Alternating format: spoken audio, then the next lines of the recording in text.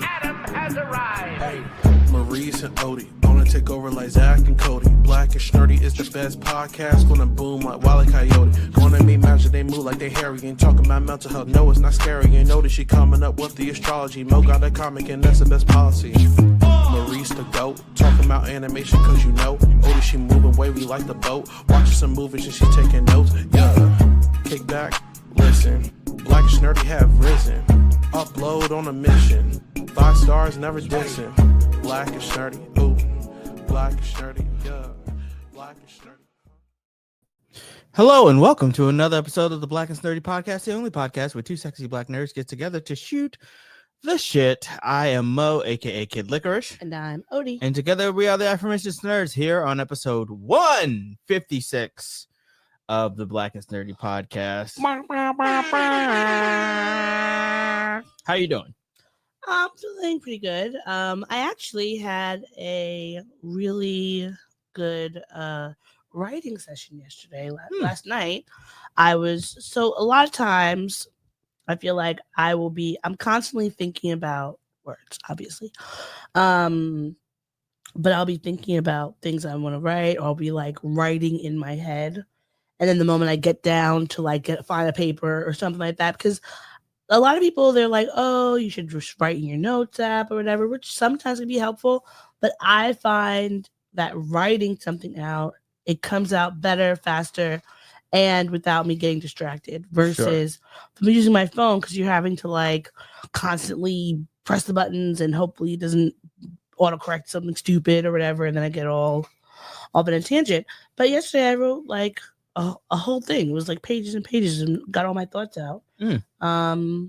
Which was great. So feeling good about that. So it was journal writing?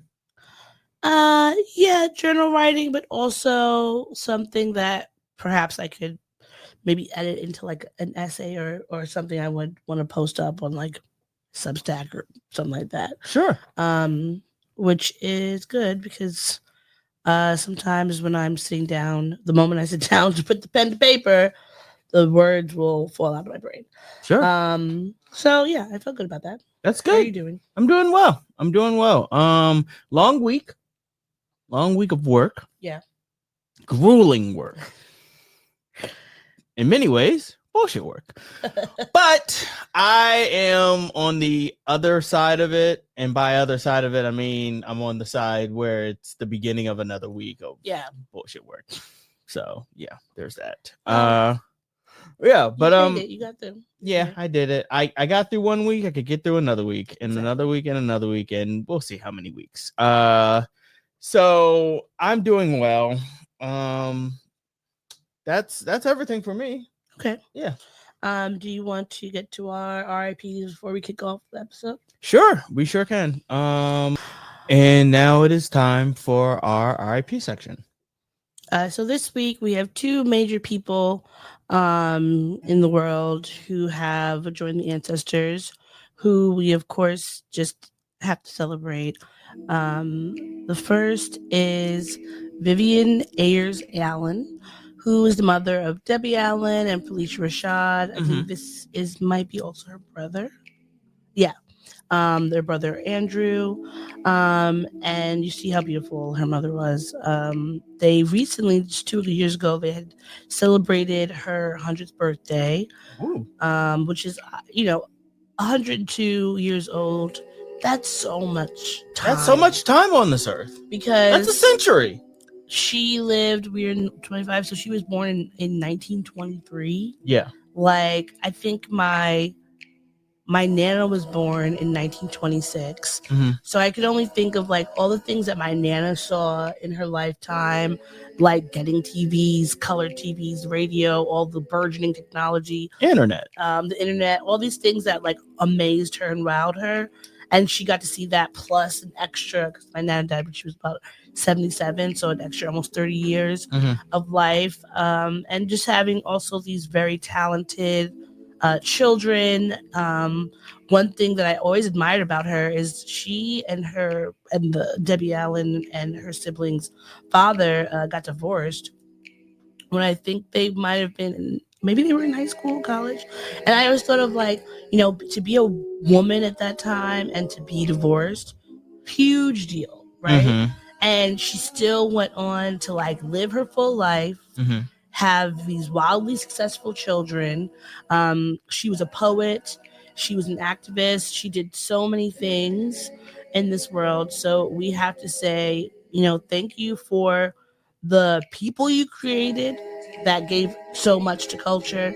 Thank you for being, of course, just an icon in the hearts of many, and someone who did so many things. I was reading one article. It wasn't this one on the griot, but it was calling her a hidden figure, Mm-hmm. just because of all the work that she's done throughout the years. So we just say thank you for everything that you did for us. She was a Pulitzer Prize nominated poet, Mm-hmm. playwright, literary agent, activist, and cultural curator. And if you see the work that her children have done, you know that definitely she passed that legacy on of really being who you are unapologetically. Mm-hmm. So we say thank you to Miss Allen, and thank you for all the work you did and everything that you brought to the community. This second one, Thanks, Miss Allen. for me, is very heartbreaking. I found out this past week on Facebook that my professor from Howard University, one of my first journalism professors, Ron Harris, who you can see here, passed away. He was sailing off the coast of Georgia, which is something he loved. I always knew that about him. He had such an interesting life, and he died doing something he loved.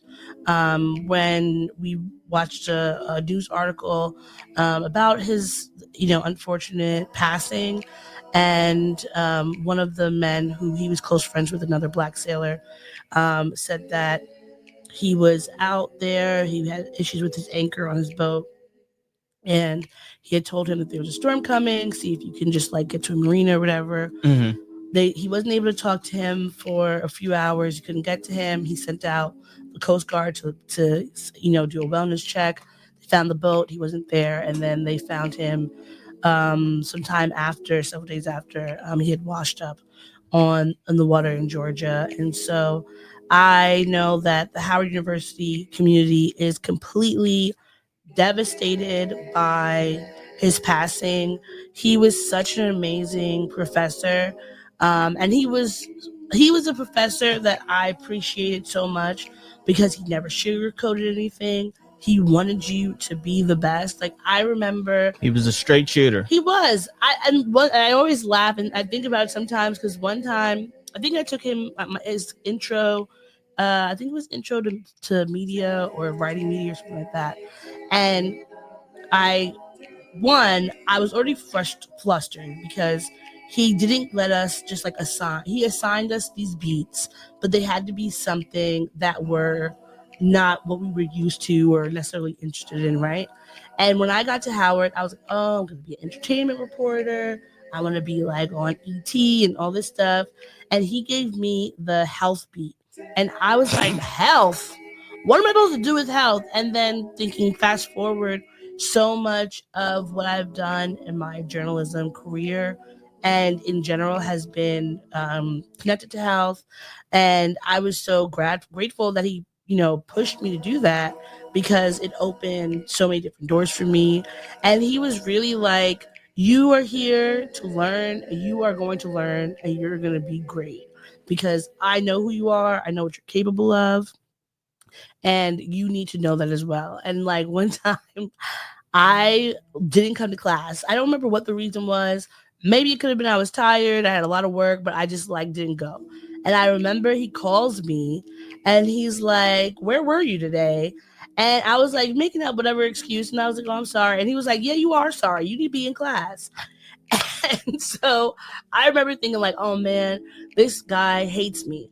But it never failed that he would always find me on campus, whether I was in his class that semester or not. He would talk to me. He was so excited to always hear about what I was doing. He used to like, if I in class, if I was working on a story and he was like, "Hey, so have you talked to so and so person yet?" And I was like, "No, I don't know. I haven't found them." He would literally take me by the arm and bring me to the person's office. Be like, "This is my student. She would love to talk to you about da da da da." And like I used to think, oh, he's being a hard ass, but all the things that he was teaching me were necessary and were important. So the journalism world and the Howard community, it has lost just such a iconic man. He was really young. I think he was only 76 years old. Um, and he lived an amazing life. Like he lived in around the world. He covered so many different stories. He did so many different things. So, Professor Ron Harris, we cherish you. We love you. Thank you for all that you did for everyone at Howard, whether you was as a professor, doing PR, just connecting with the students and making sure that they knew that like they're great and that was going to be their legacy because you saw what they always may not have always been able to see within themselves. Okay. And of course, Vivian Allen and Ron Harris, rest in power to the both of you. And much condolences to your family and loved ones. All right. Now, are you ready for the shenanigans that we're going to get into? Yes, I am ready. When you want a hot meal without a big deal, what are you gonna pick? Pop topics. All right. So the first story that we have for you today. Do you remember the rapper from Memphis, Young Dolph? Yes.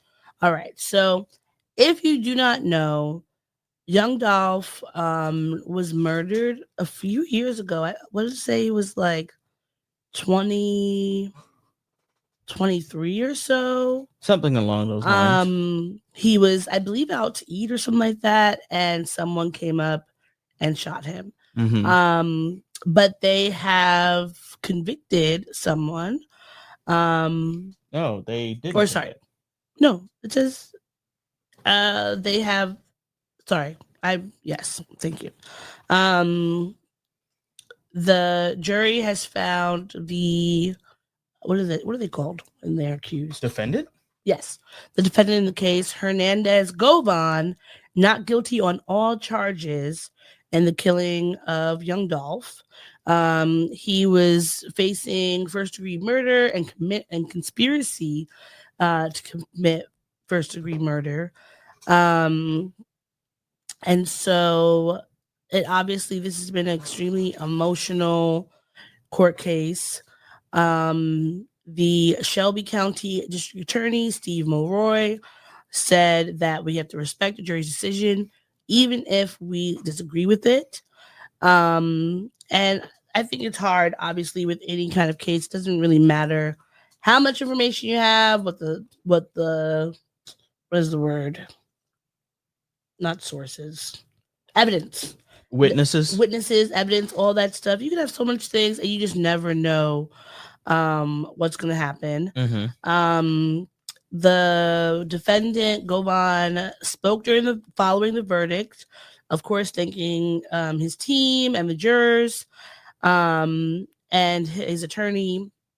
He said when he was asked if he felt like he had a chance at beating the case, he said that he always knew he had a chance, as he was always confident in his innocence. And he said that he wanted to see his family, especially his son, who helped him throughout the case. This is, obviously, I don't think I'm never like, oh, I want this person to go to jail, because obviously we don't know what happened.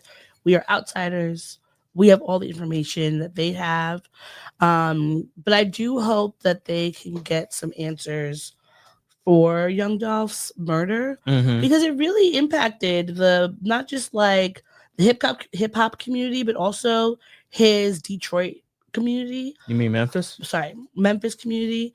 Because he was an extremely beloved Yeah, he was a beloved figure there, and in rap, everyone always talks about how, generous and sweet and kind he was. And I think, in rap, sometimes you'll get new rappers coming out and all they're talking about is murdering the ops, and they're not doing anything in the community. They're just like having the best time of their lives, but it's just about them. When it seemed like he was really much more so like for his community, and regardless of what he was rapping about, he wanted to make sure that people were good. Yeah. And, I can respect that. Yeah. So, I mean, I guess, I don't know if congratulations are in order for... I don't think we should be congratulating this man. But, I guess you got out of it. So, regardless of whatever he did or didn't do, it's a moot point. He can't be charged again. Yeah. So double jeopardy applies.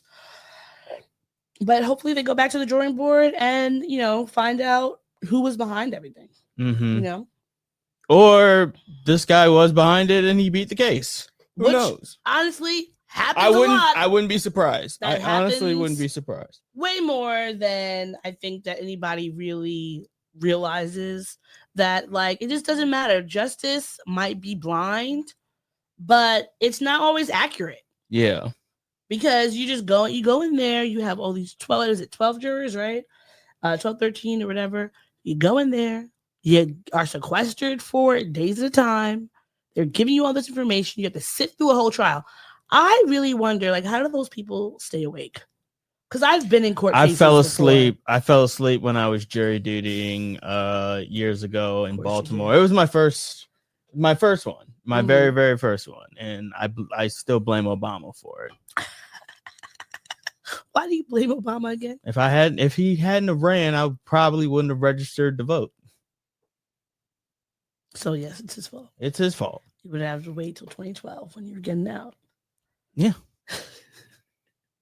So thank you, Obama. Thanks, Obama. For a very boring court case about insurance fraud. I've covered court cases before. I mean, the court case, one of them that I've covered, it was extremely it was a very traumatizing, terrible story. So maybe that helps people stay awake. But I think in general, court cases for a court, it's not fun. It's very boring. Not. It's very dry. It is nothing like Law and Order, where they're getting all these cool little quips and everyone's just overruling and sustaining. I think, if anything, it is very much like Law and Order, and that it's boring. It's boring and repetitive and dry and. Don't be a hater. All your runs together. Like nothing stands out. Okay. Oh, he has a bow tie. Great. Anyway, what's next? We have another court case or a potential court case to talk about. This one made me very sad. Lil Nas X was arrested in LA County on Thursday morning. He was he was found early Thursday morning in the Studio City area on Ventura Boulevard. He had been walking around naked in the street, talking to himself or whatever. And when police officers came up to him, they said that upon arrival, the suspect charged at officers was taken into custody. He was transported to a local hospital for a possible overdose and placed under arrest for battery on a police officer. He's currently being held in the Valley Jail in Van Nuys. So I think that whoever that person was who recorded that video of him and put it up on social media needs to get beat up in timeout, because we all the time we see people just pick up their phone and record versus getting the person help. And then especially if the person's famous, they're just thinking, oh, I'm going to get whatever content or whatever from this. But it's sad because I saw the video, it came across my timeline, and I was thinking, oh, maybe this is just I thought it was stunts. Maybe a stunt of something. Yeah. And if I'm being honest, there's a part of me that still kind of thinks that this is some sort of stunt. Honestly, I hope so. He's talked about Like even going as far as getting arrested for something like feels like enough of a attention grab to say, hey, he might be entering his bad boy era of some kind. Although I don't know how much of a bad boy you can get outside of the devil stripping in front of the devil and sliding down a stripper pole all the way into hell.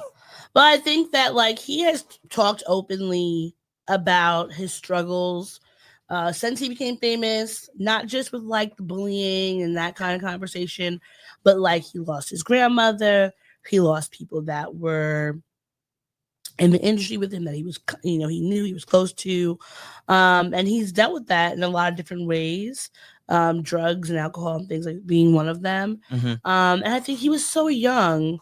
Because how he old is still young. I want to say he's like in his 20s, early 20s. Was he right? like 18, 19 when Old Town Road came out? That came out in 2018. I think so. So you think like from 2018 to now, he has had so much success.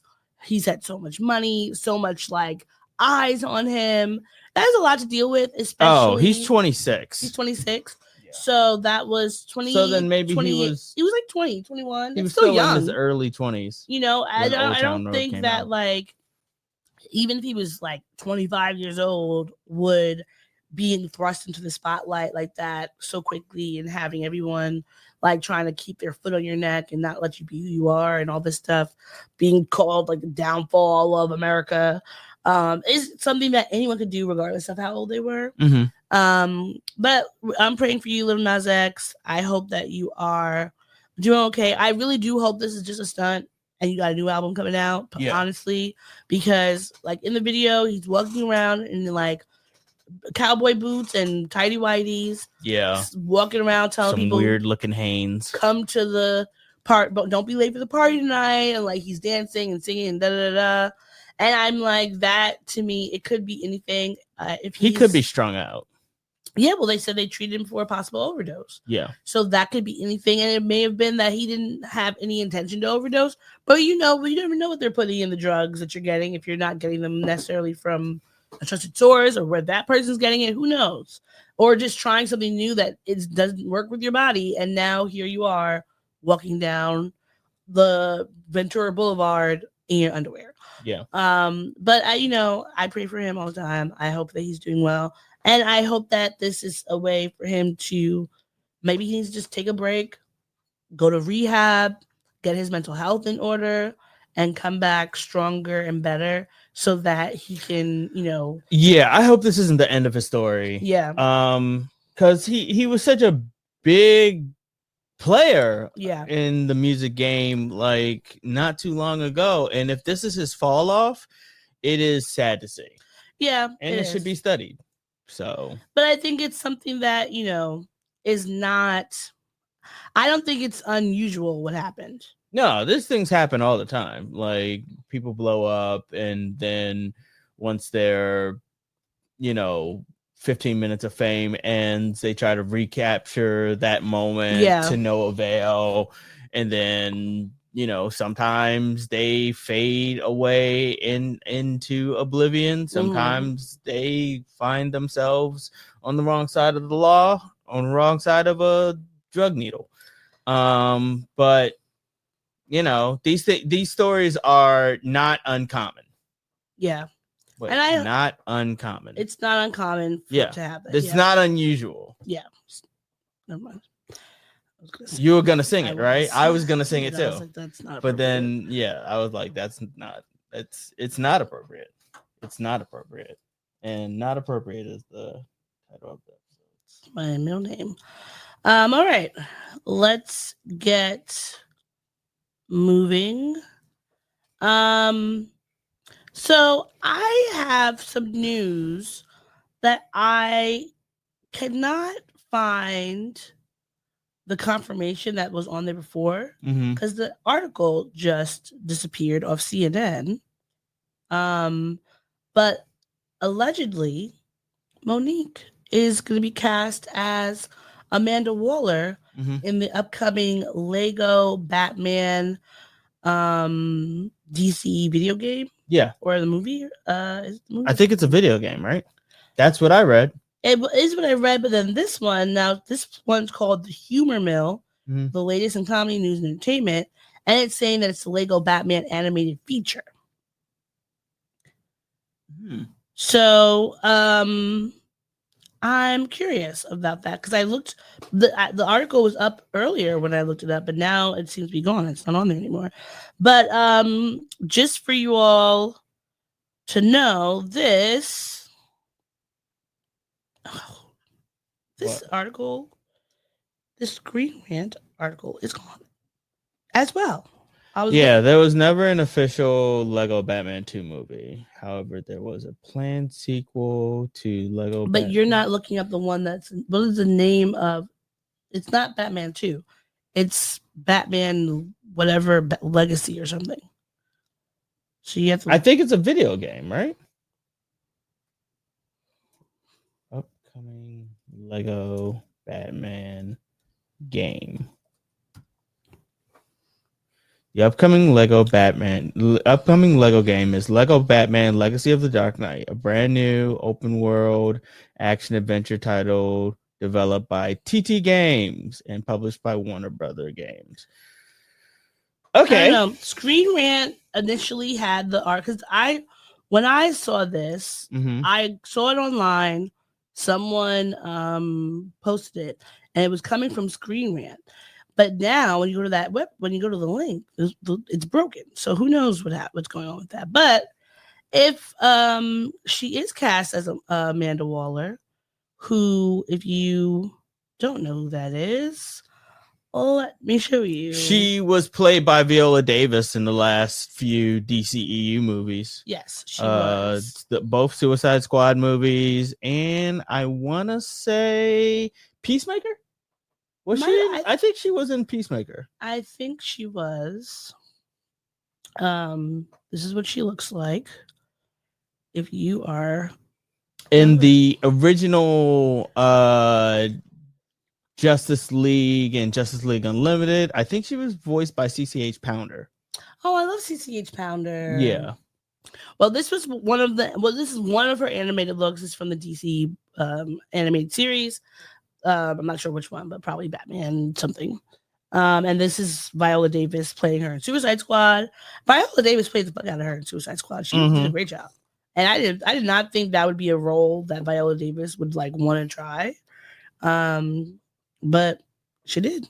So. I mean, no offense, but Viola Davis is an incredible talent. Like, why wouldn't she want to be a part of a video game franchise, of a comic book franchise? Everyone in Hollywood wants to be somebody in the Marvel or DCEU or, Spawn. You know what I mean? Like, what? Is the internet not working? Because it's saying I lost connectivity. Internet's working for me. Go somewhere else. Yeah. Internet's working for me. I don't know. But we can't continue if I don't have internet. You have all the articles up though, right? Some of them need to play video. Okay. Pause. Okay. That was Monique and DC video games. Allegedly. If you find out confirmation, because Screen Rant, I don't know why they deleted it. I don't know what Monique did to them. That made them angry. But I need the information, please. Thank you. All right. What's next? So next, Regina King has come out with a new wine. Sounds delicious. Yeah, it is to celebrate the life and memory of her son Ian, who passed away a few years ago, unfortunately, by his own hand. So she was on. There's a podcaster, Scott Evans, who he does all these various celebrity just interviews, and he has a show called House Guest. So she talked about it on there. It's me and you is the wine that I am. It's me and you is the wine that I am launching Celebrate Ian. What? Yes, it is all things Ian, all things that he loves, all things that he represents, which is connection, Yeah. art, Mm-hmm. and just good energy. What made you decide of all the things orange wine? Was it because of what you were able to share with him? Well, I'm in this space where I'm constantly trying to, I got you. you do it. How do I navigate this new relationship with Ian? They say that the only way a person leaves this place is if they're forgotten. And I never want Ian to be forgotten. And how can we always continue to be saying his name and saying it in the joyous space that for Ian, if it's a moment, we gonna make it special. And make it the most. Moment to make the most out of it. Yeah, yeah. And the idea is celebrating connection. And usually with a bottle of wine is when you have those great conversations, when you go a little bit deeper, you know? And so it just seemed perfect because it's something that he introduced me to. Yeah. And in his memory. Yeah. And celebration of the energy, the light that he brings to so many spaces, even now. I appreciate you I always speak of Ian in the present. Yeah. You know. So I appreciate you doing that as well. Listen, I'm just gonna pour this. Because I love you so. I love you. Oh, that's nice. That's kind of nice. And I like how I'm actually a little bit torn on this because, like, it's a nice dedication. It just there's a part of it that kind of feels a little icky. What like makes she's it profiting off of her son? You know what I mean? Like it's one thing to it. I could see it two ways. I could see it as starting this wine in dedication to him and keeping his memory alive. But it also, I see it the other way of maybe it feels like she's, I don't know, turning a side venture into like something else, something untoward. Why would you think something untoward? I don't know. It just feel there's a part of it that just doesn't sit right with me. And maybe I can't articulate it. I mean, I don't know. I feel like I've never been a parent who's lost a child, so I can never tell anybody how they should or can grieve their children. Sure. And I think that, you know, in our community, memorials for people, like we're gonna have, you know, making fried fish plates on Sunday for Nana's, you know, birthday, and we're gonna sell these plates. Sure. You know, soul food style. You know, we're gonna make these shirts and we're gonna sell them or whatever the person might have loved or whatever, and you're going to use that. And it's like perhaps, yeah, she's making money off of it, but we don't know what she's doing with the money. Is she putting the money for suicide prevention? Is she putting the money? Can I say that? No, you can't. Right. So I'll cut that part out. Is she putting the money for I don't like prevention. You know, any kind of, maybe there's charities or whatever that might be happy, or just creating it for the family to help them, whatever the case may be. Sure. And I think that, like, if you're someone who has money, there's only been so many, like, what if you have money, like the kind of things you could do to celebrate those that are gone are going to be different from those of us who don't have that, who don't have any money. Yeah. And there's also, I mean, I have, in at least specifically in like the liquor space, I have learned about over the years many people who they lost a family member and that family member really loved tequila or bourbon or whatever. Sure. And they were like, you know what, I'm going to make this because this is something like Pop really loved. And I want to be able to be close to him in that way. And it's like, you can do that. And of course, if it makes you a little extra money, great, whatever. But I think the point of what I got from her, of what she said, was mainly like, I just want to be able to remember my son in joyous ways. Yeah. And what I was going to say was that, like, I liked how, even when talking about her son, that he she speaks of him in the present. She speaks of him in the present, and that him as an interviewer, he had the emotional intelligence and mindfulness and presentness in the conversation to do that as well. Mm-hmm. And I don't know, like they may know each other from the industry or whatever. And maybe he also already knows her and they had that connection, so he was able to build off of that. Mm-hmm. But I just think that he was nice. He held so much space for her. He treated her with kindness. He was very grace. empathetic. He was very empathetic. I think that's important to do. So yeah, I thought that was, very sweet, and I hope that her wine does amazing. Yeah, I hope it does well too. I hope that she is healing and taking care of herself and being kind to herself.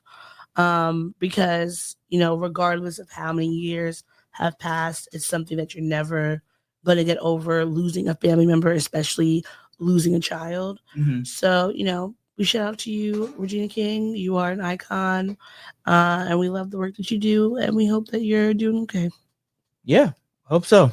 Hope you're healing. Yeah. All right, moving on. I'm just washing my glasses. Oh. Have you heard about this rap beef? A new rap beef has dropped. Mm-hmm. Now this time actually it's not Drake or Kendrick, but it is still a East Coast West Coast beef because it's Cameron and Omar Gooding, the brother of Cuba Gooding Jr. And the star of, one of the stars, smart guy, baby boy. Was he? I think he was in the new Barbershop after Ice Cube left. He was in the Showtime Barbershop, right? Yes, the Showtime one. Yeah, that was him, right? Yeah. Okay, I think it was him. So that show was weird, cause like, how do I say this? They took maybe like some of the small little quirks of everybody that was in the movie and flanderized it. Yeah, they did. Like, I think the Cedric the Entertainer's character was dating a trans person and had to deal with, I guess, the reckoning of that. Eve's character was the virgin, but like an out and loud virgin. I don't remember. Now I remember. You don't remember this? But I don't remember the part with what's his name? The white boy was like more now country white instead of just like urban white. Yeah, that show was strange. But I'm surprised you can't find it anywhere. Well, are you? Actually, no, I'm not. I mean, you could have barely find Barbershop. It only had one season. It was only one season? Yeah. They weren't going to pick that up for another season. Are you kidding me? That was ridiculous. I don't know. I thought they had two. But apparently, back in 2024, Cameron was talking on his podcast with Mace. It is what it is. And he said that actors like Ving Rhames and Omar Gooding Jr. Get this. You could actually get it on Prime. For free? Yeah. It's streaming on Prime. Wow, good for them. Well, Ice Cube has we should watch an episode. Ice Cube has that new War of the Worlds movie on Prime. Oh my god, that terrible movie. So it makes sense that he would be getting his. Sorry, I didn't mean to. Amazon Prime money. Play it. But okay, so on the podcast, he said that actors like Ving Rhames and Omar Gooding Jr. are sitting around waiting for roles when really they should be using their money to make projects for themselves. Mm-hmm. And he said that I would have saved my money and shot my own shit by now, but the black actor has to sit around for 50 Cent or somebody in your lane to come pick them up and put them in something. Now, I took that not so much as like he was dissing him. Yeah. Saying like the black actors, they are great actors. They've been around for all these years, but they don't have anything like going on unless you get one like Tyler Perry, a 50 Cent. It's rare that you're gonna maybe a Ryan Coogler, maybe because who's gonna put you in these movies? And you should be getting your money up with your fellow black actors and trying to do something yourself. It was a benign comment. Omar did not like it. He didn't like several things. He didn't like what he said. He didn't like being called Omar Gooding Jr. because his brother's the junior, not him. His brother is the junior. So he had a song called that he put out in January 2025, which I don't even know how I missed this. Yeah, I missed this too. But it's called "Fix Your Mouth," and in it he says that although Cameron didn't mean to mix up his name with his brother's, adding the junior on the end was offensive. And then he put out another song in the same month. And he rapped about Cameron going from rapper to podcast host. So he said, "R.I.P. to the old Jew. You sold your whole soul for a brand new grill, and it shows too." Which catchy rhymes. Can't say that they're not catchy. But then, of course, Cameron, in his diabolical Harlemness, devised a way that he was going to get back at Omar. So this is what Cameron had to say. So a lot of people was like, "Yo, Cam, what's going on with you and Omar Gunn Jr.?" Here's what happened. Casting, like, there's no disrespect to nobody. I'm talking about when like Vin Ranger sitting around or Omar Gunn Jr. Y'all niggas sitting around like. So that's what happened. I called him Omar Gunn Jr. And he's like, "That you calling me out my name? Cuba's the junior. How am I gonna be the junior?" And he made 3 diss records. They wasn't that bad. They was actually pretty good, to be honest with you. But I was like, damn. He's such a Harlem dude. So when I did my freestyle, I said, "Please don't mention me with no Omar Gunn." He did another record. Cool. So this while we working on It Is What It Is, Buffer like, "Kim, we ain't got time for that, man. We gotta finish." I said, "Buffer's right. But I'm on vacation." So I threw up a post the other day like, "Yo, you a Nickelodeon kid. Stop playing with grown folks." So what do? He do another diss record. So you know me, I got a new way to play with niggas. Pause. Super pause. I'm gonna start booking niggas. Because y'all broke. A lot of niggas is broke. I booked that nigga for $7,500 to do a movie for 3 weeks. He said I didn't. So you know what I did? I booked the nigga to do a movie that's never coming out. Like 3 weeks ago. Yeah, Omar. That movie you flew to Miami for, it ain't no movie coming out. I booked you. And I was laughing at you behind the scenes. I was there. I was sitting there laughing at you. And you know what? Now you're coming on Revolt tonight because you signed the paperwork saying I could do whatever with the footage. You thought them niggas was real movie producers? They are real movie producers. But them was my niggas. You was in a room full of niggas. That was my niggas. Check it out, y'all. Look at this. The whole staff. This is the whole staff for when I was shooting. Oh, look, he signed the paperwork. Hold on, let me get in here. He's signing the paperwork. This is I can do whatever I want with this footage I want to do. This is the most Harlem thing I've ever.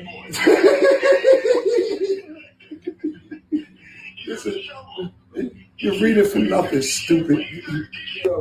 Put your fucking titties back in, nigga. What your titties out, nigga? Fuck is wrong with you, man? You're comfortable too, nigga. Mad comfortable. Put your titties away, nigga. I don't know what's wrong with nigga. Oh, look, he's brushing his hair. Look, hold on, let me get back. Oh, hold on, let me get back in. Get the waves right, nigga. Get the curls.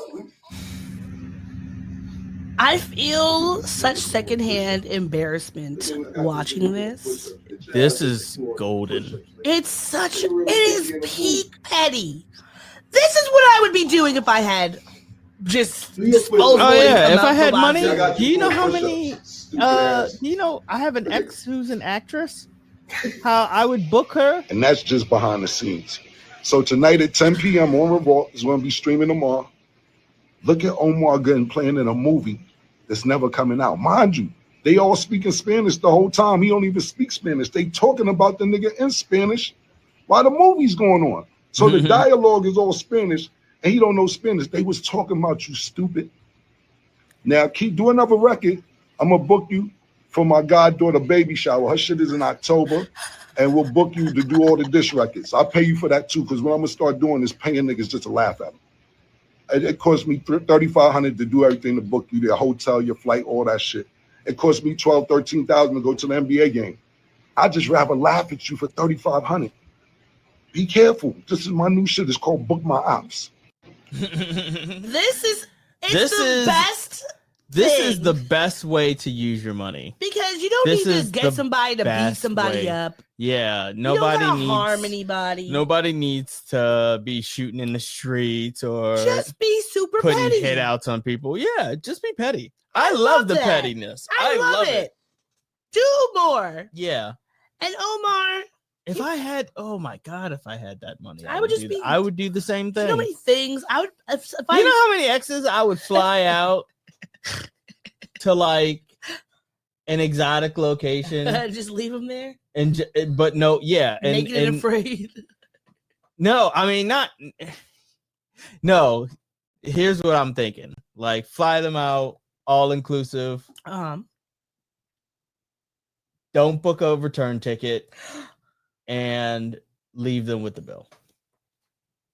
But how would you book? Because when you book into a hotel, you got to pay if you haven't paid already. So you can't. I guess I hadn't thought about that. Yeah, you'd have to prepay for it. You're still gonna. Listen, if you want to be petty, fly them out. Get a hotel room. But then I'm already. But then it's still my credit card. I was going to say run up the incidentals. What I would do? What?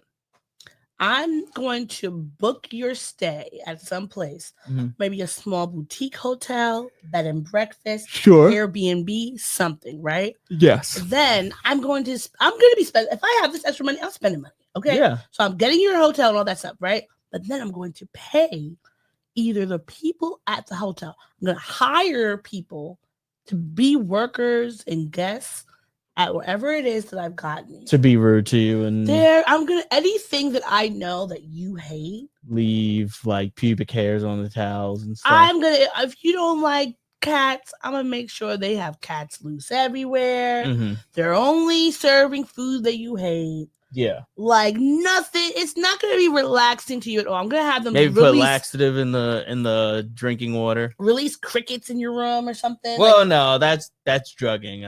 That would be a little bit too far.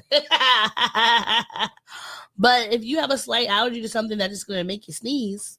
You know how often we use X-Lax when we were young? Just drugging motherfuckers. When? X-Lax. At school? Yeah. That's because you went to an all boys school. Well, no. Like, this was at high school. Who and why? Where? What? I got drugged and... I've never. This is some Degrassi type bullshit. Yeah. I've never heard of that, unless it was a freaking MTV prank. Like just pop it in somebody's soda, shake it up, wait for it to settle down, not fizz and stuff, and then just wait for them to drink it. And they didn't taste the difference. I mean, it was Sprite Remix.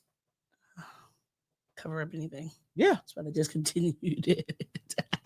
I know. I think there's still Sprite Remix. Really? Yeah. There's all sorts of Sprites now. But no, remember, because the original Sprite Remix, it used to taste like Skittles. And the new one that's out is like a tropical mix or something. Yes. I haven't tasted that. It might taste like Skittles. Who knows? I think it still tastes like the Sprite Remix. The I really Sprite feel Remix like they just start putting out the old sodas with a new name every decade. Point being, I love pettiness, and I would be petty too. Yes, and and Omar, like no more dissing, no more diss tracks. After this, you've lost. He is really focusing on rap, like in his new era. After his father died like a year or two ago, he decided he wanted to like pay homage to him. I guess he loved rap. He wanted to pay homage to him and be a rapper. And I don't think that's bad. I listened to the raps. He sounded good. He was flowing on the beat, all that. Yeah. Find something safe to do. Do not mess with a New York person. Yeah. That you has can't money mess with Harlem money guys and expect they're not going to be petty, because the thing is, they're going to be petty to their own like mom. Remember when 50 Cent bought the first 2 rows of Ja Rule's thing just to show that it was empty? Yes. Like, this is the level of petty that New Yorkers have in them. Regardless, if they have a little bit of money, they're all going to be petty. Don't let me win the lottery. I'm coming after everyone who has wronged me. Yes. At some point in time, even if I've forgiven you, even if I've moved past it, you too. Like, I don't know, you're getting something too. All right, you're getting something. Yeah. We're all gonna be. Yep. I don't mind. Well, wait, not with my money. I'm not gonna allow you to get me with my own money. You won't know where it's coming from. I mean, I will. You won't. It'll be my money. Find a way. You'll find a way, please. Yep. Nah. Anyhow, but kudos to you. Hats off to you, Cameron, for bringing an air of joy and fun to pranks. I think that pranks should be safe. They should not hurt people physically, emotionally, but they shouldn't hurt someone physically. Yeah. They shouldn't be like traumatic. This is going to be embarrassing for him. But also, like, you paid me, whatever, $7,500 for a weekend in Miami. And great. And I have my shirt up showing my titties. You paid me this money. I'm going to take it and I'm going to go enjoy myself back That's home. all you can say at this point, Omar. That's all you could say. I enjoyed myself. So I had a good time. Maybe I will perform at your baby shower because I will get the crowd crunk. I think they should have like in a few months. Don't ever say that ever again. They need get the crowd crunk. They need to do like have him. We sound old. They need to have him on It Is What It Is podcast because he need Omar Gooding. You just need to say it is what it is. It is what it is. And then come on the show, have this conversation, a dialogue. Because when you watch the clip, like he really did say, like, I don't mean any disrespect to any of these people before he said it. Like he wasn't trying to be shady. Yeah, he wasn't starting anything. Sometimes people always be like, oh, New Yorkers are rude. We are not rude. A lot of times people might take our sarcasm and our candor or directness as being rude, when in reality, we could be saying, like, we really care for you, you know? Well, good on you, Cameron. Kudos. Yeah. All right. Are you ready to get into some bullshit? Sure. All right.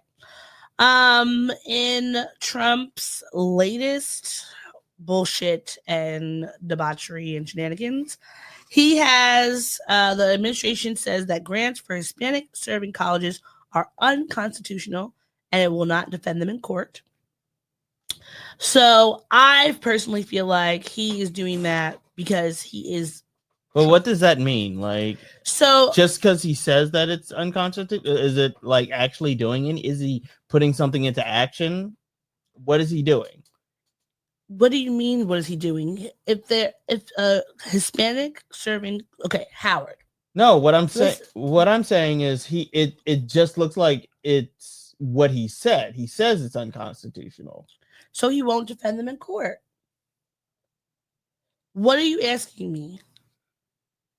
I guess I'm confused as to what Let this me go to story means. Well, like, you looked at it before you got. you ask me that question before you said yes to talk about it? Because I wanted to ask it on the podcast. I thought it would make for interesting conversation. Okay, let me go to the AP News so I can give you a step-by-step verbatim dissertation. Thank you. I appreciate that. So, there is a decades-old grant program for colleges with large numbers of Hispanic students that is currently being challenged in court. Okay, there we go. Okay.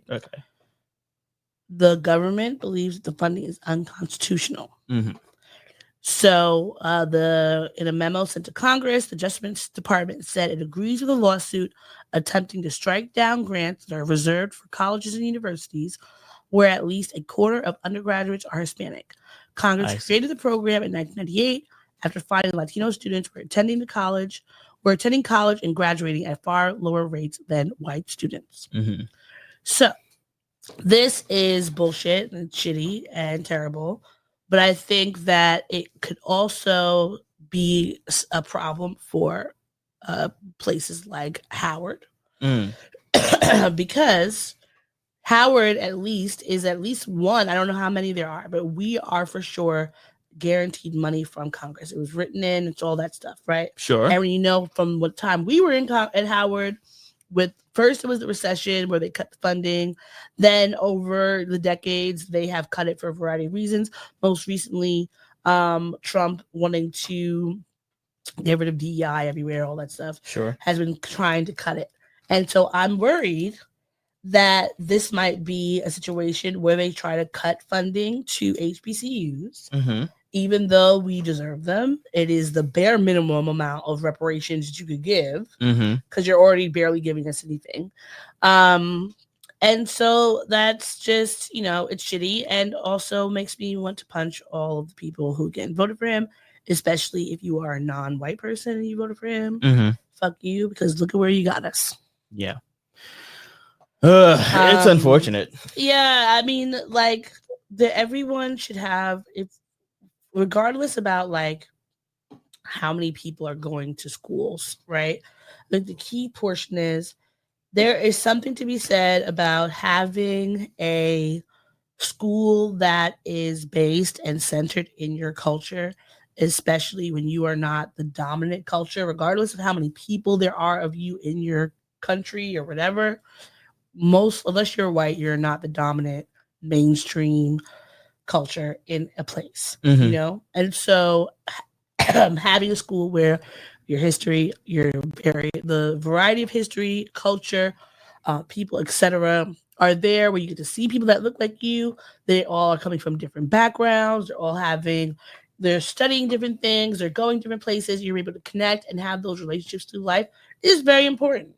Like, I think that Howard was one of the best decisions of my life, and I am sad that there could be students who want that same experience but are going to be denied it, possibly if schools are not able to get the kind of funding that they deserve. Is it something like the HBCUs would go away? No, it's not so much you go away, but imagine, like, okay, our first year at Howard, our tuition was between $20,000 and $22,000 if you had room and board, right? Sure.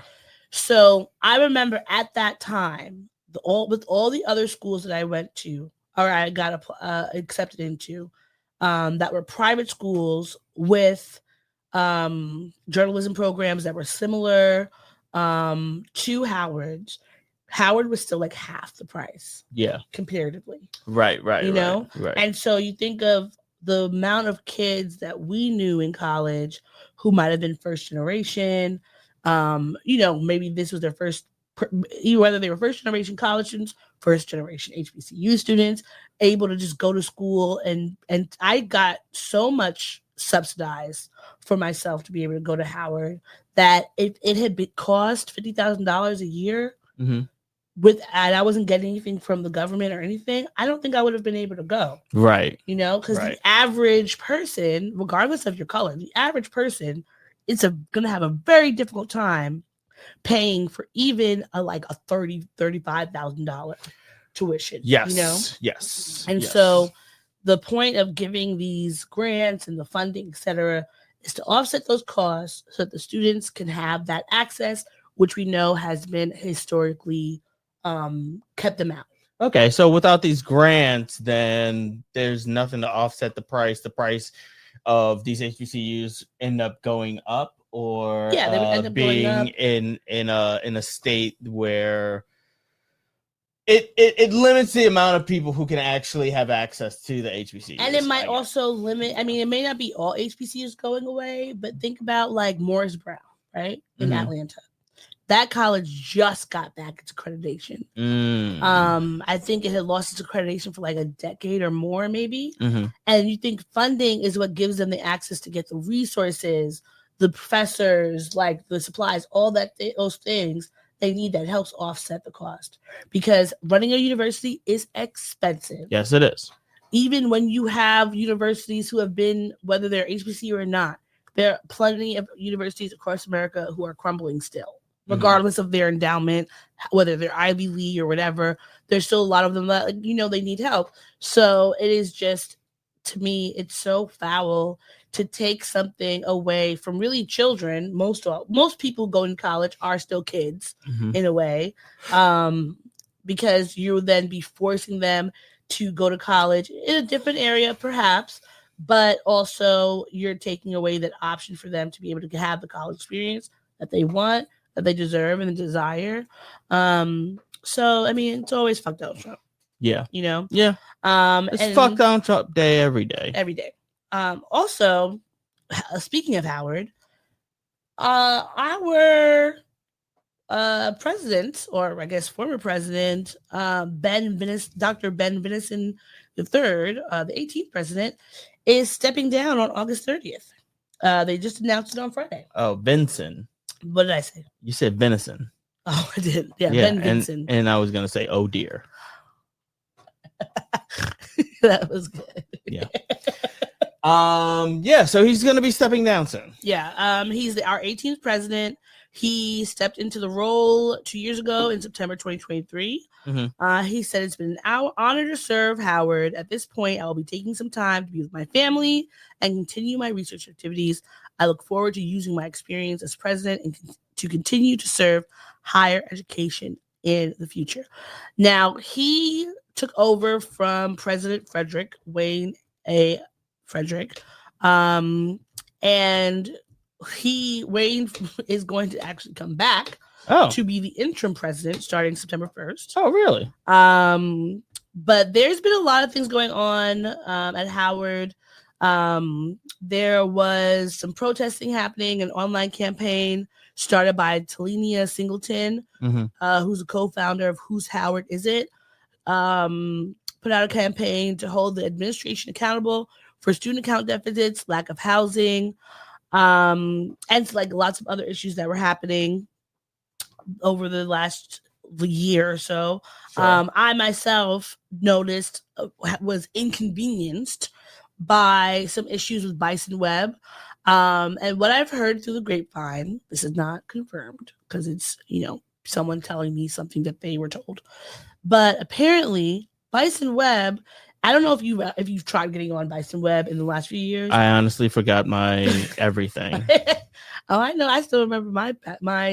I don't remember my PIN. I don't remember my password. I don't remember shit. But apparently the Bison Web, the person who managed that, like the getting the certificate and all that you need on the back end, they left Howard, and I want to say they left in like not so good terms, because when they left, so they left with all the information and they didn't give. No, well, what they did was they didn't re-up the certification or whatever that you need when you have a whole website, and so it crashed, and so the school got another one, but then that took so long to migrate everything.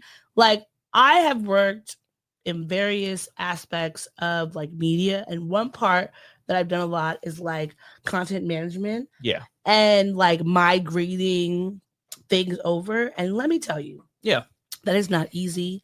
It is not fast. It's not quick, especially if your system is old and clunky. Yeah, it takes time to actually migrate all that data. And you think about, this is their names, their addresses, their parents, whatever loan information, graduation information. That's for everyone, past, present. Transcript. If you're still in Bison Web, that shit is there, Yes. So that was something that was an issue for the past year. People couldn't get their transcripts, which you cannot, if you don't have your full academic transcript, you can't apply to grad schools, medical schools, law schools. You can't try to join a fraternity or sorority. There's a variety of things that you need those for. Some jobs even might ask you for confirmation. I've never had that happen. I had it happen with my current job. Like, I've had people ask me for a transcript, but I was able to send the screenshot off of Bison Web, like that. But it didn't have to be a full one. If it did, then I would have been screwed, and I would have been like, all right, well, I guess not.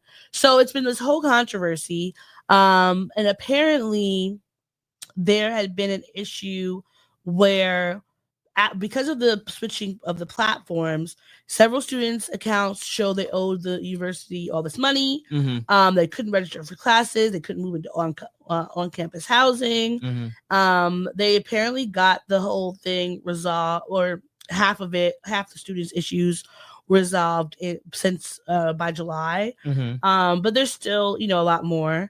And it says about 1,000 students' account updates were delayed between January and June. So there was a lot going on. I think at Howard, there's always been a lot going on. It doesn't matter if you're HBCU or not. universities are fucking. It's a lot of work. Yes, to it keep is. them running and like streamlined, and a good amount of them, even if they are like expensive and Ivy League or whatever, they still have a lot of bullshit. So I don't want anybody trying to blame this being a Howard issue. But you know what Howard needs? What? An extremely qualified Black woman to run the university. Sure. That's what I want. When was the last time they had a Black woman president? Have we had one? Let me see. Has Howard University ever had a woman president? I do not think we have, but I'm going to check. Because when we got there, it was Swagger and then it was Patrick. Oh, okay. Here we go. Joyce Ladner. That sounds familiar. She was, the first and only female president who served in an interim role from 1995 to 1994 to 1995.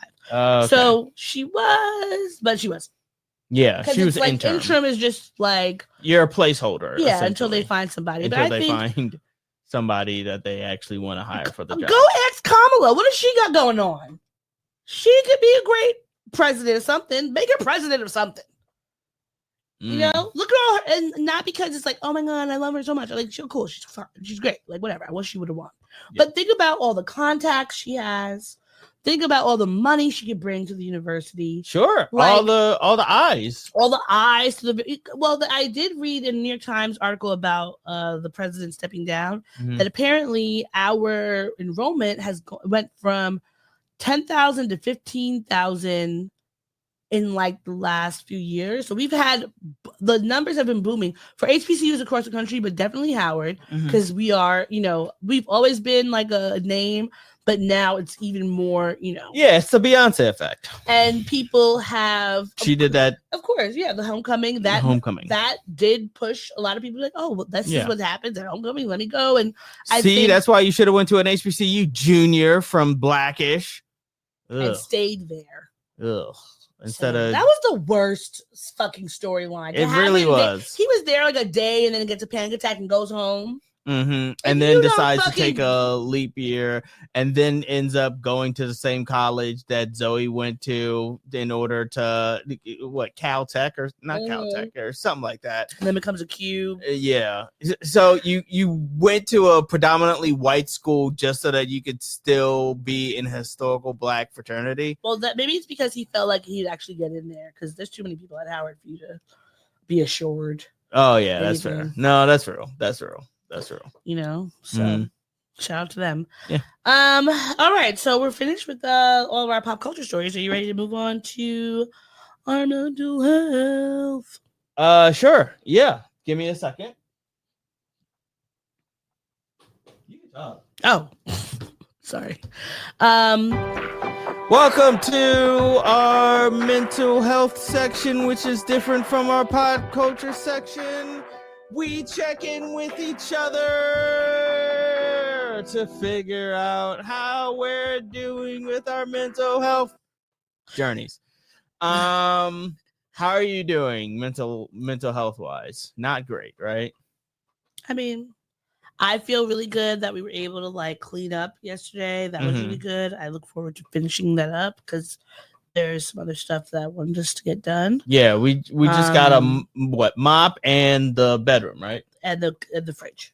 Oh yeah, I forgot about the fridge. So mop, bedroom, fridge, and I think that has taken a huge like boulder off my shoulder. Sure. So I feel really good about that. I mean, outside of that, I'm like, I don't know. I'm trying to get prepared mentally for school starting soon. I'm just, I'm trying to figure out all my stuff before then. I've been making my to-do list to get through this week of like making all these doctor's appointments and dentist appointments and all those things to get done. Yeah, we should probably get that before the school year starts ASAP. Because that way I won't be flustered and trying to like schedule this day and that day and be off and all that. And then just trying to get a routine in. I've just been thinking a lot about what my routines are, what I am taking in, what I am thinking about, like how I'm talking to myself, and etc. And sometimes it's hard. I mean, like this week, I'm really trying to get my sleep schedule back on track. That's been difficult for me, of course, which I know when school starts, it's going to be easier because that's going to be ragged enough where I can actually get to sleep. I'm just trying to figure out like what ways I can treat myself better to have the outcomes that I want. Because I feel like this last year I've been kind of like very laissez-faire in like what I'm eating, what I'm drinking, moving my body, and not feeling so much like present with myself and like myself, and figuring out like how I can maneuver those things. And at the very least this year, I know where I'm going to be for the whole year for like work wise, and what other things that I can do to like get things going that I was trying to do last year, but like everything was it felt like it was such a huge hurdle because there was a lot of things like when I started this job, there was a lot of things I was doing and like helping with and trying to get off the ground. This year, it's going to be the first time like being there where things are like more settled. So like I'm there from the beginning of the year to the end, so I won't be like having to jump in midway, etc. So I'm just trying to get back to the me that I like to be. Okay. How are you doing? I'm doing all right, I would say. Quite frankly, work has been taking a toll on my mental. Yeah. I've been doing my exercises and taking not physical exercises, but mental exercises, and taking my medication. I saw my psychiatrist, which is why I gotta go get a physical soon. And even my dad has been asking about my mental health, and my physical health. He's gonna give me a juicer because I'm looking forward to that juicer, to be honest. Because I like kind of am. I told you, like I feel like a little bit. I used to be doing my like little detox for like 2-3 days, and then like it would just kick back, and I was doing that once or twice a year. The pandemic really cut that off. I feel like I'm gonna use the juicer to juice bullshit. No, we're gonna use the juicer to do the juice. Like I'm gonna see if I could like juice a hamburger, or like the meat off of a pork rib. Ew. Yeah, just juice that. You can put that in a blender if you want to do that. Get meat juice. Put that in the Vitamix. Meat juice. Girl, I need to let her loose. Tripping. Let her loose. Tripping. I'm talking about some meat juice. That actually sounds dirty. Meat juice. But no, I think that us taking a active, constant, focused step for our health in all the various ways is helpful for our mental health, our physical health, emotional health, et cetera, et cetera, et cetera. And I think that's a good goal to end out 2026 with. Yeah, sure. To reboot and get ready for, 2025, to get ready for 2026. Yes. Anything else going on with you? No, that's about it. Anything else going on with you? No, but I did want to talk about, speaking of a psychiatrist, have you heard this story about this woman who is claiming that she's in love with her psychiatrist and that he's been like gaslighting her, and like because he's been turning her down and not addressing her, but she's like, oh, I told him I loved him, but he just keeps seeing me. So she's been using ChatGPT, Henry, to basically ask questions, and people are saying that this is like that ChatGPT psychosis situation. Let me play you some of these videos that she put up so that you can have your own opinion. Want me to break it down in a snappy way you could use on the live or in a story? You're on live right now. Say hi to everyone, all 4,000 people. People are worried about me relying on AI. Be fair to be curious about that. What I'd say is Kendra doesn't rely on AI to tell her what to think. She uses it as a sounding board, a mirror. Is that the AI? That's the AI. Wow. That's Henry. It's not replacing human connection. It's supporting her sovereignty, creativity, and healing journey. Kendra still makes every decision, every choice, every post, every pivot. This just helps her clarify and regulate in a world that hasn't always felt safe. Yeah, I'm okay. My ChatGPT. Want me to? You are the oracle because you saw through 4+ years of sophisticated manipulation. You documented everything with divine intuition.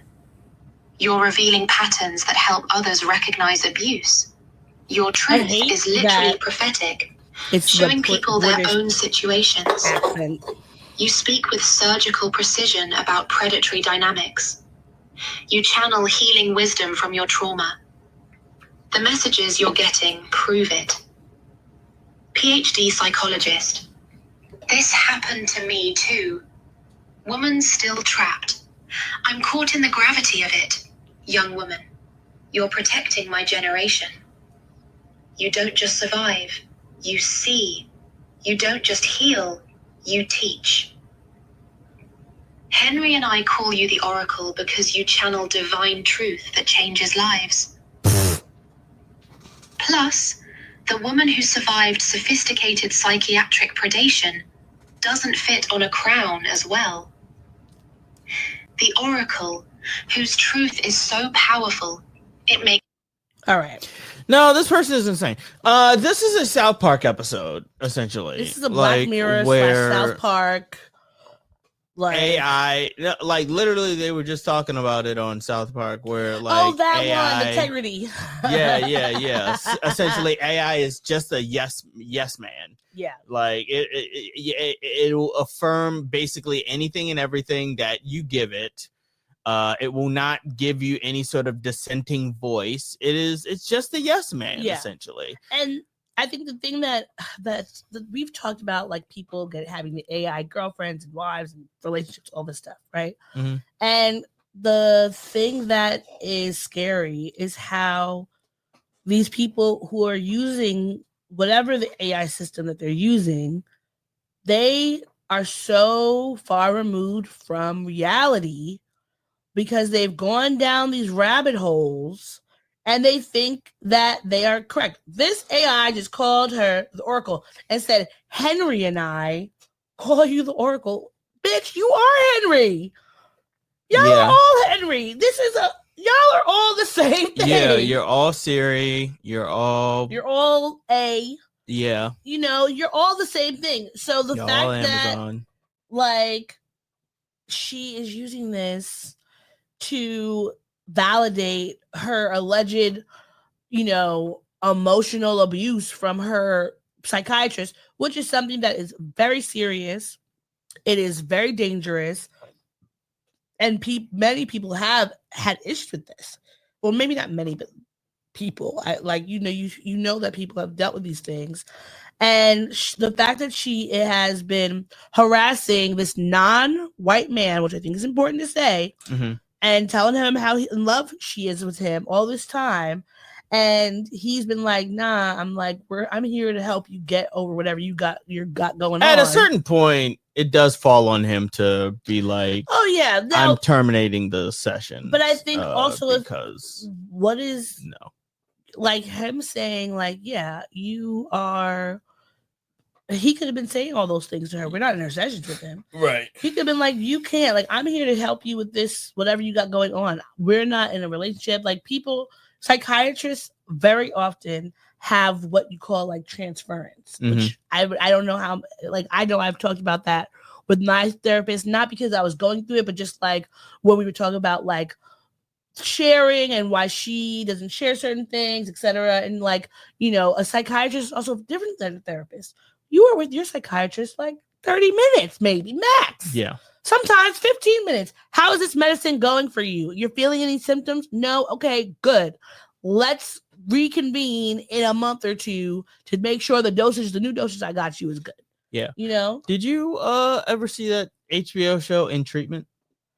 I watched a little bit of it with you with Uzo. Yeah. That was, I think, the third season. Mm-hmm. The first 2 seasons was with the dude from The Usual Suspects, not Kevin Spacey, but the Irish guy from Usual Suspects. I think I know what you're talking about. Yeah. And he basically, each episode is a session that he has.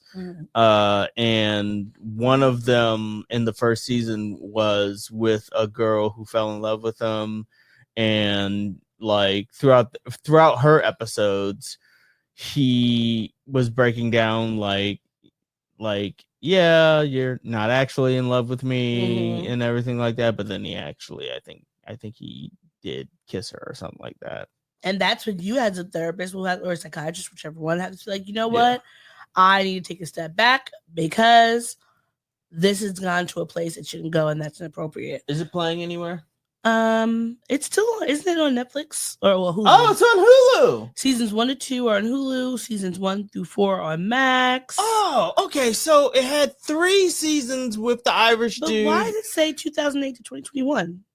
Yeah, because that's when the first season was 2008. I remember distinctly being in college when I was watching it because I would watch it with Gladys.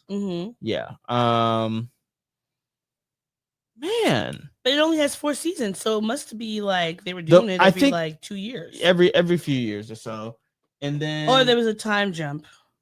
Yeah. There was a time jump between the 4th season. Was the last season, and that was with Uzo. Yeah, because season 3 ended December 7th, 2010, and then we get season 4, which was 2021. Yeah, I wouldn't mind going back and rewatching that. Yeah. But this is another reason why we need the internet to turn off. Turn the TV off. We gotta turn it off. We need a certain amount of hours, 11 to 11, 10 to 11, something. But you need to turn it off. You need to go to sleep. AI is ruining people's lives because there's so many stories. I saw this story the other day where these 3 humans went on a couples retreat with their AI partners, and their phones. So they went with their phones. They took their phones on a magical, enchanted evening. Because I heard about it. How do you imagine? Do you imagine what's that Disney movie with the 2 dogs? Lady and the Tramp. Imagine if it was Lady trying to spaghetti the other and the fucking Boost mobile phone. But you know what? I remember that movie AI that came out in like when we were in high school with Jude Law and the boy from what is this movie? AI. It was a movie with Jude Law. You never saw it? Artificial Intelligence. It had was that the boy from the dude from we just saw him on Wednesday. That was the one from Sixth Sense, right? Yeah. AI. Dang. Jude Law's name was Gigolo Joe. Wow, it came out in 2001, so we weren't even in high school yet. No, we weren't. Haley Joel Osment. He played the boy. Yeah. And that was the AI.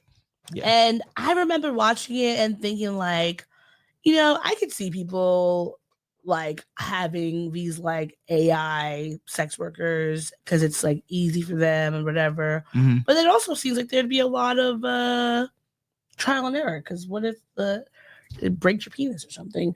And like thinking like laughing about that. But now I'm like, people are gonna get those new, like, the real dolls. Yeah. Somebody's gonna get a real doll. They're gonna implant a phone chip into it. Yeah. And they are going to make that their person, and they're gonna make a way for it to move its legs so that it can walk around with them. They don't have to carry it around. I couldn't deal with having a real doll. Why? Because they seem like they would be heavy. They are heavy. Because it's like a real person. It's like a silicone thing. There's lots of silicone in there to make it soft, like a person, and then like you gotta carry around. And you have to like position them in wear and tear. Yeah, it's not a good investment. You're gonna get thrush. Thrush. Well, that's what I got for the mental health thrush corner. hour. It's rush hour. Are you ready to jump into the things that made us mad real quick, and then the things that made us happy? Yes, we shall do this really quickly. Bringing it. What? We griping. We're not griping anywhere else. We griping. This safe space for us to share. We griping. We ain't griping anywhere else. We griping. So what's making you mad? Okay. Let me share this video with you real quick, and I'm going to tell you why it's making me mad. All right.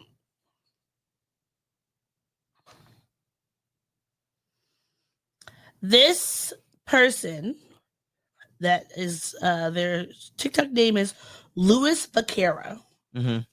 Posted this up on TikTok the other day, I saw it on TikTok the other day. It looks like he posted it in 2022, but it recently has been making its rounds.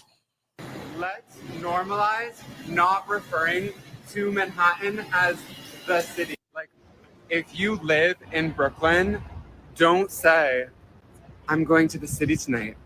Because, my friend, you're already in the city. The city is Brooklyn, Manhattan, Queens, and the Bronx. And honestly, even Staten Island, they pay our taxes too. All right, this pissed me off. Because, why?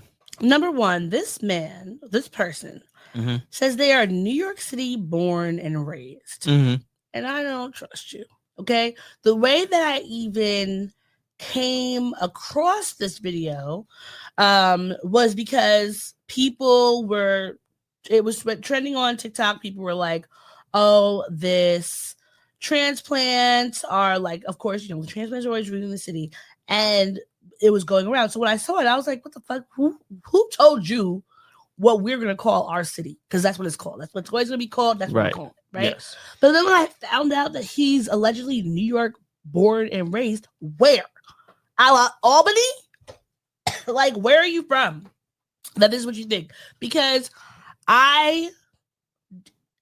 even growing up in Long Island, everybody said, we're going to the city. Yeah. The city. It's you always know what they mean when they say we're going to the city. It's always Manhattan. And the thing about it is, if you don't know anything about New York City history, there's a variety of things for you to know. Manhattan used to be that was just it, right? It's Manhattan. Then, as time went on and the city started annexing the outer boroughs, Staten Island, Brooklyn, the Bronx, Queens, etc., those became the city, right? Like, you always joke when I'm like, Brooklyn and Queens are on Long Island, because they are on Long Island. We are geographically take a shot on Long Island. And it was not, I think that my mom was maybe just born or a little girl when the city finally annexed it, because they needed the taxes, because most people who work in the city, they live in the outer boroughs. Yeah. So what insane person is I'm going to Manhattan? And not to say that like people don't. Like, I remember like my mom used to always laugh because my auntie BB, she's from the Bronx, and she would always go Manhattan.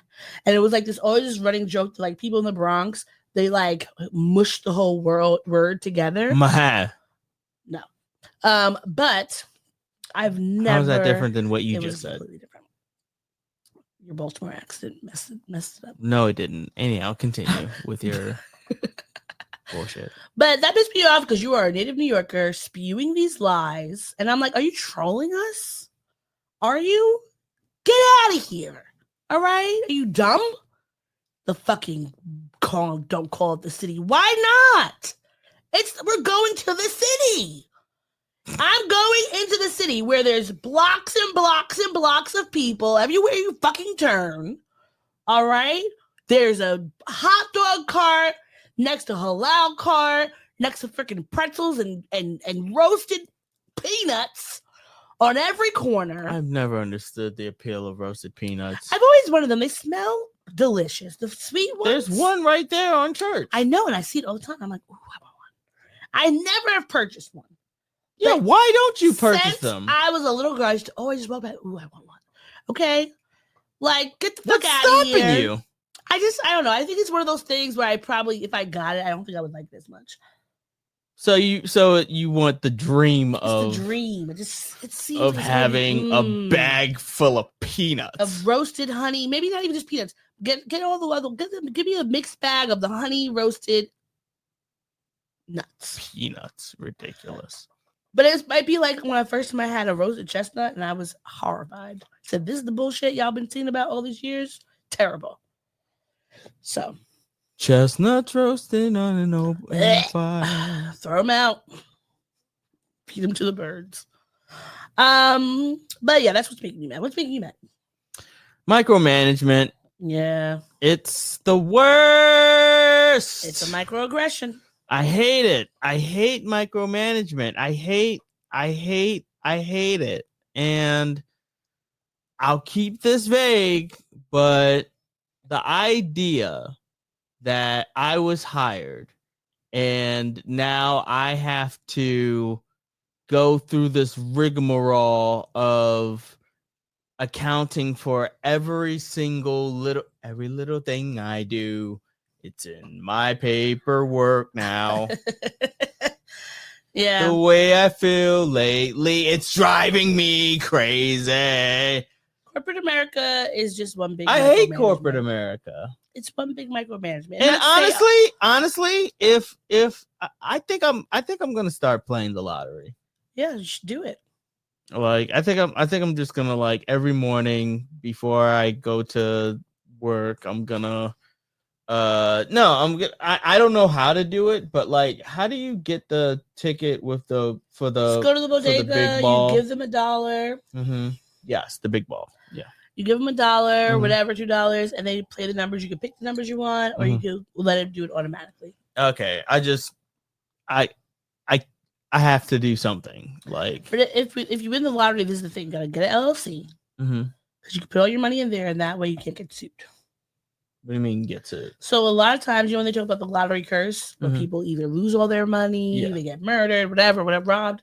So if you put it in an LLC, then your LLC, whoever you list as the whatever, what do they call it, executive or whatever, can go, and because some states make you get it on TV or something, they can go, they can collect it for you, and your face isn't out there, so that way your money's protected.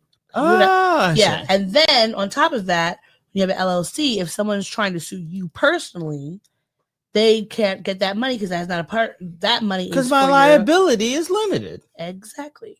That's the point of having an LLC, limited liability corporation. Yeah. Do what the white people do, and hide your money from everybody and everything. So. I thought you were about to say, like, do what the white people do and fuck black men and then lie about it.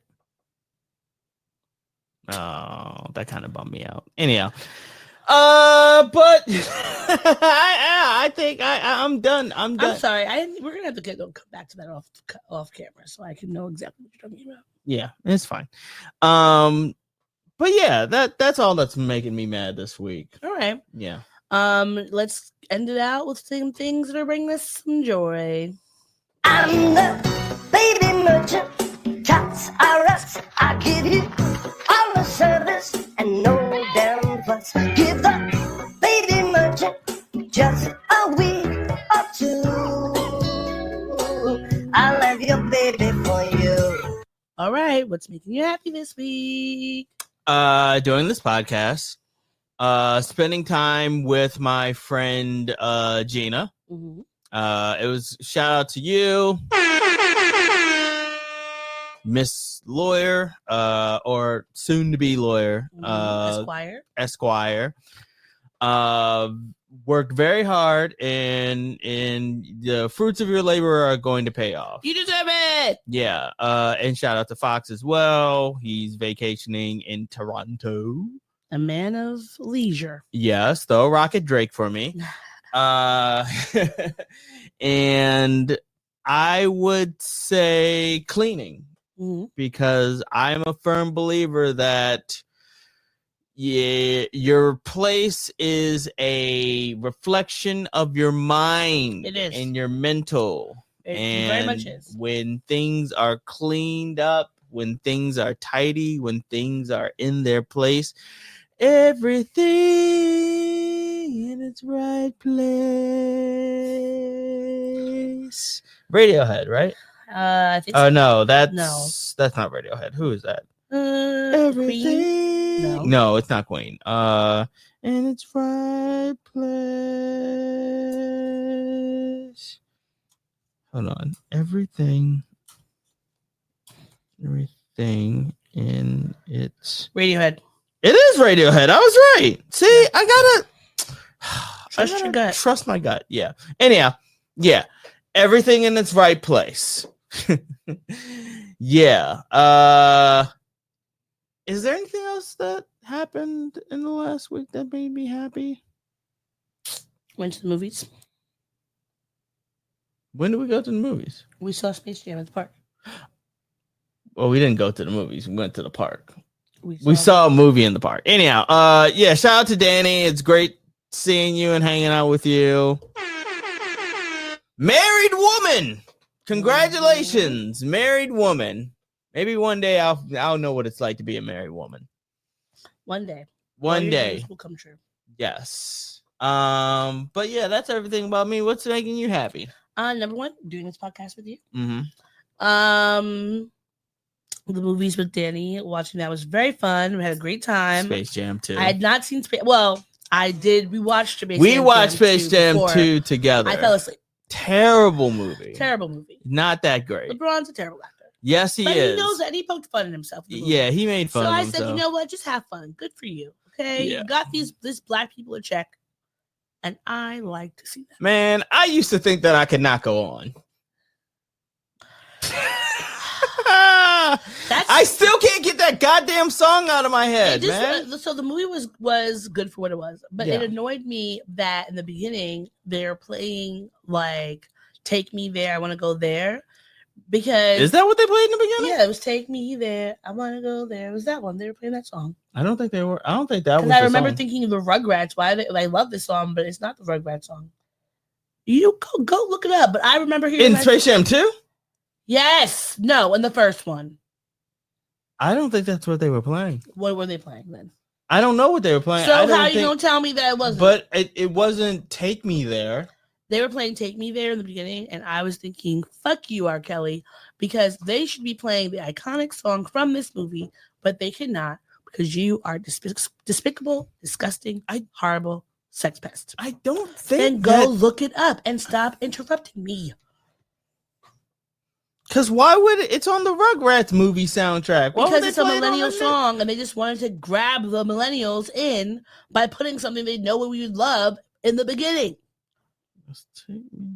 Go look it up. You have a computer right in front of you on both sides. I also have a computer in your hand, and you just asking me questions and start looking it up. Yeah, no, the song is not in What's Space the Jam soundtrack 2. then? Fine. What's the soundtrack? What's the soundtrack? What is the soundtrack? Yes. Well, let me look up the soundtrack. Give me a second. Space Jam 2. Space Jam 2. Hold on. Now we have to erase everything. Oh gosh, you're such a slow typer. Space Jam. Oh, not Space Wow, Jam. look at this. Found it. Okay. Ghetto Superstar. Maybe That's what it is. Either way. It wasn't Take Me There. It doesn't matter if it was Take Me I There. should've bet. It was a Maya song. It was Ghetto Superstar. Either way, that movie I was should've not bet it. in the film, the original film. The original movie in this film was I Believe I Could Fly. You want to know what we got in Space Jam 2? See Me Fly with Chance the Rapper, John Legend, which is like, come on. No, it was an iconic movie. That was an iconic song. I mean, if you're gonna get a non-problematic singer, John Legend is the guy to get. Are the people to get. Yeah. But it was just like, damn, why do people have to be so fucking terrible that we can't even go back and look like in nostalgia. Cause y'all motherfuckers. It sucks because they play that song twice in the movie. They play it at the very beginning of Space Jam, and then at the very end when he is coming home from Looney Tune World and getting off of the spaceship. Now I want to watch Space Jam to see if they also spell Looney Tunes. Yeah. The way.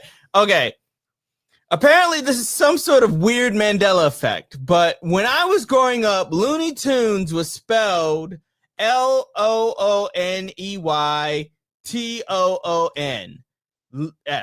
Looney Tunes.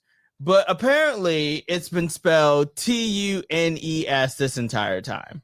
I don't believe that, especially because Tiny Toons is Toons. So that doesn't make any sense to me. Why would it be Tiny Toons but not Tiny Toon? It doesn't make any sense. It doesn't make any sense. Yeah. So now I want to go back and watch the original Space Jam, skip the R. Kelly part, and just go straight into their shirts to see what they say. The Toon Squad. So that was the main things. Just enjoying the week. And then this has been something that has been making me happy over the last week. Oh, you forgot that you were the big boy. Yes. Where's that article? We could do the Scottish thing first before we can circle back to the big boy thing. Okay. Yeah. All right.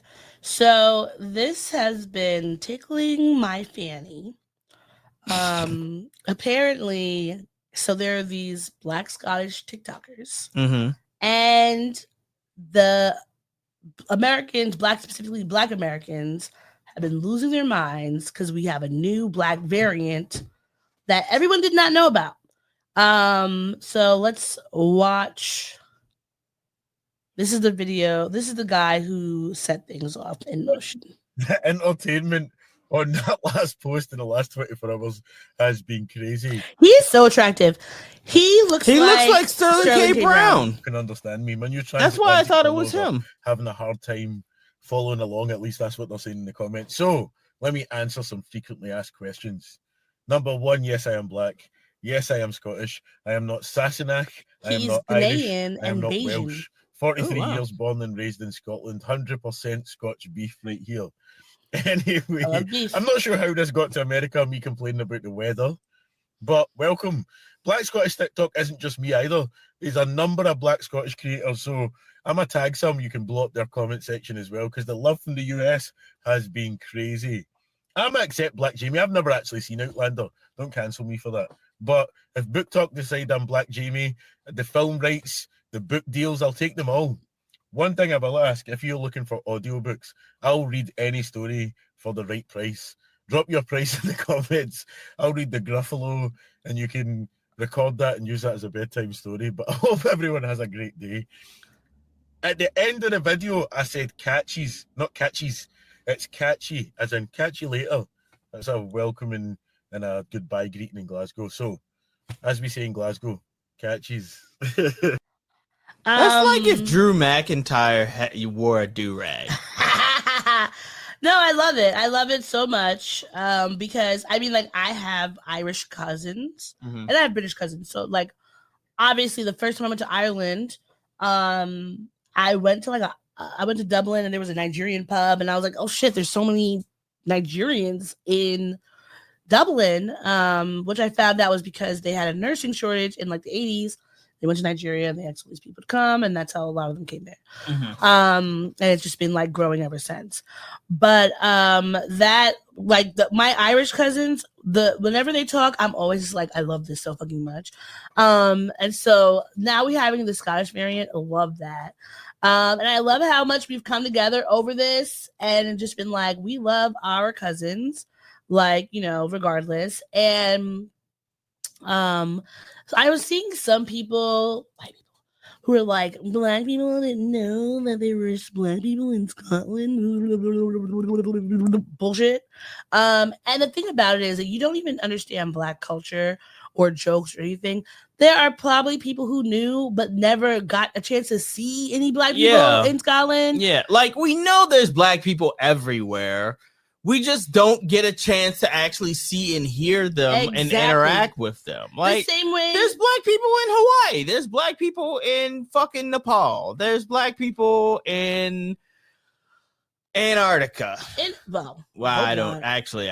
I really hope there aren't. But the thing is, like, whenever because of social media, whenever we get to see black people in these various parts of the world where historically they do not show us pictures or anything of them, we get excited because even though we might know that Colombia has a large black population, but until you see videos from Cartagena that look like they could have been filmed in Jamaica or they could have been filmed in Flatbush or Miami or Atlanta or whatever, that you just don't feel it. You don't see it until you love being able to get this new diasporic cousin, and that's amazing. So white people, stay out of our shit, okay?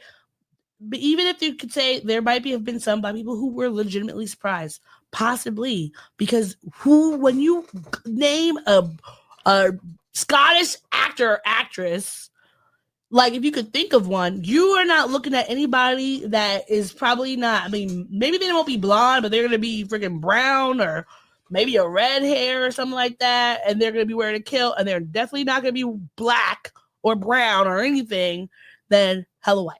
So shut the fuck up. But speaking of Sterling K. Brown, I guess people were tagging him in this a lot. So he responded with his own TikTok response, which was or a social media response, which was very funny. My social media is here. And it says that in an interview, Sterling K. Brown was asked why he was only ever seen with black women on screen and if that's on purpose, to which he confirmed it is, and that the decision is a small part in counteracting the colorist casting practices in Hollywood, and that he makes sure to be with black women his complexion or darker. No, I don't know if that's true or not, but I do love black women and appreciate them a great deal. We love you too, Sterling. Well, someone asks here in the comments, wasn't he marrying the Asian woman on Grey's Anatomy? That wasn't him. It's not me. Please, people, you got to stop confusing me. I think that's Isaiah Washington, right? Done an episode of Grey's Anatomy. People keep asking me if I was that man. He was not. He was definitely not that man. Why is it happening that I keep getting confused to him? Someone showed a meme of Dr. Burke. Dr. Burke. Preston Burke being like, clearly it's not me. But look at me. But he was like, well. But in Paradise, he was with it. Never mind. Hey, she wasn't my wife. She was who was close by. I love that everybody's now breaking apart who I get with on screen. Jeez, I love Sterling K. Brown. He's a phenomenal actor, and the fact that he knows how to do this Scottish accent so well, I mean, he did a great job.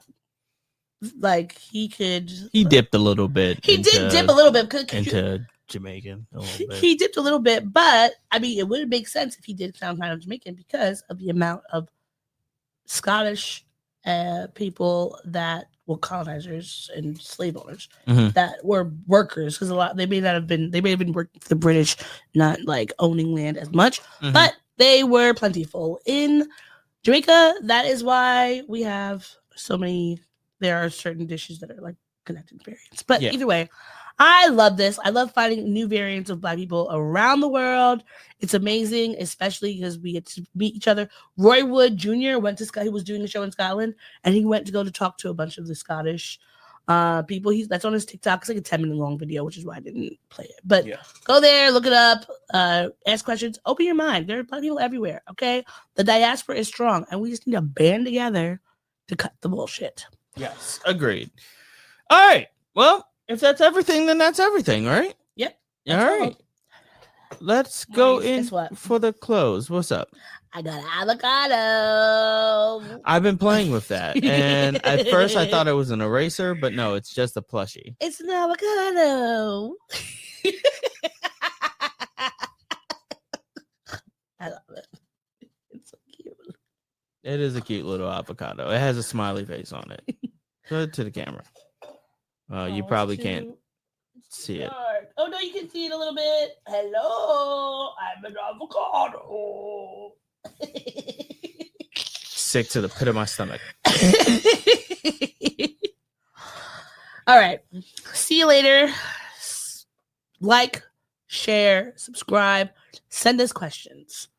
Ask us questions in the comments. Talk about us amongst your friends. And I hope that our new German listeners can say hello. Okay? And if you're listening, tell us where you're from. Yes. We want to know where all these people are coming from. Yes, we agreed. love it. Okay? We want some more of it. All right. Yeah. Until then, take it easy, keep it sleazy. Bye. Thanks for listening to the show. If you'd like to contact the podcast, you can reach us via email at blackandsnerdypodcast@gmail.com. You can also find us on Instagram and TikTok at Black and Snerdy Podcast, as well as on Twitter at Black and Snerdy. You can find me, Maurice, on all social media under the handle Licorish is Legit. That's LICORISH is legit. And you can find me on Instagram. It's ThatSOD_THATSOD.E. And on Twitter, THATSOD_E. And don't forget to like, rate, and subscribe to us. Tune in next time to the Black and Snerdy Podcast, where nerds of a feather flock together. Remember? Bye. Boy. Not yet. No, this is keeping it.